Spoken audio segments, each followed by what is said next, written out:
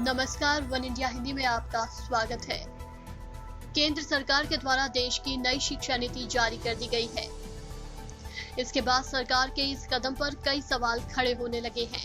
खासकर इस नई नीति में छात्रों पर भाषा को थोपने का आरोप लगाया जा रहा है, क्योंकि इसमें स्थानीय भाषाओं को महत्व देने की बात कही गई है। हालांकि इस विवाद पर अब शिक्षा नीति का ड्राफ्ट तैयार करने वाली कमेटी के चेयरपर्सन के कस्तूरीरंगन का बयान सामने आया है। उन्होंने कहा कि किसी पर भी कोई भाषा नहीं थोपी जा रही है। के कस्तूरीरंगन की तरफ से कहा गया है कि नई शिक्षा नीति में अलग अलग भाषाओं पर ही जोर दिया गया है, किसी पर कोई भी भाषा थोपी नहीं जा रही है। हालांकि छोटे बच्चों को शुरुआती लेवल पर स्थानीय भाषा में पढ़ाई पर उन्होंने कहा कि इससे बच्चे को सीखने में आसानी होगी और उनका ज्ञान बढ़ेगा।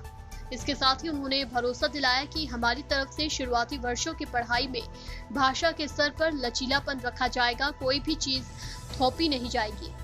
मोदी सरकार ने नई शिक्षा नीति को मंजूरी दे दी है। नई शिक्षा नीति को लेकर पूर्व मानव संसाधन विकास मंत्री और मौजूदा पर्यावरण मंत्री प्रकाश जावड़ेकर ने न्यूज चैनल आज तक से बात करते हुए कहा कि राष्ट्रीय स्वयंसेवक संघ की विचारधारा में गलत किया है।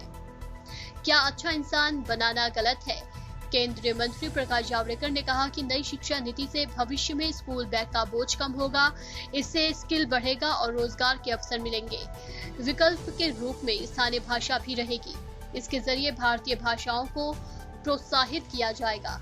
प्राइवेट स्कूल पर कोई भार नहीं पड़ेगा। नई शिक्षा नीति के बारे में बताते हुए केंद्रीय मंत्री प्रकाश जावड़ेकर ने कहा कि संसद की स्थायी कमेटी के सामने बिल पर 2 बार चर्चा हुई। इसके साथ ही सभी सांसदों और ब्लॉक पंचायत स्तर पर बिल के मसौदे पर चर्चा हुई थी। सबके सुझाव लेने के बाद मोदी सरकार ने बिल को मंजूरी दी है। इस खबर में फिलहाल इतना ही। तमाम अपडेट्स के लिए बने रहिए वन इंडिया के साथ।